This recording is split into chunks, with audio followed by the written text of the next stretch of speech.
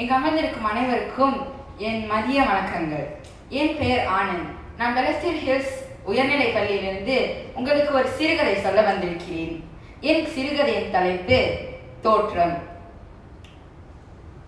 ஒரு அடர்ந்த காட்டில் பல மரங்களின் நடுவில் ஒரு கோணலான மரம் இருந்தது.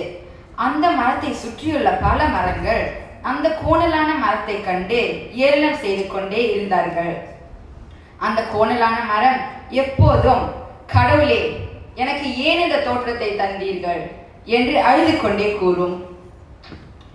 அதனால் ஒரு நாள் பல விறகு வெட்டிகள் அக்காட்டிற்கு வந்து மரங்களை வெட்டி கொண்டிருக்கும் போது அந்த கோணலான மரத்தை கண்டனர். அப்போது இந்த மரத்தை வைத்து என்ன புதிதாக செய்துவிட முடியும் என்று அலைச்சலுடன் கூறிவிட்டு மற்ற மரங்களை எல்லாம் வெட்டி விட்டு சென்று விட்டனர். அப்போதுதான் அந்த மரத்திற்கு தெரிந்தது, கடவுள் எது செய்தாலும் அது நன்மைக்கே என்று. இந்த சிறுகதையின் பொருள் என்னவென்றால், இன்று தவறாக தெரிவது நாளை சரியாகவும் தெரியும் என்று கூறிய கதையை முடித்துக் கொள்கிறேன். நன்றி, வணக்கம்.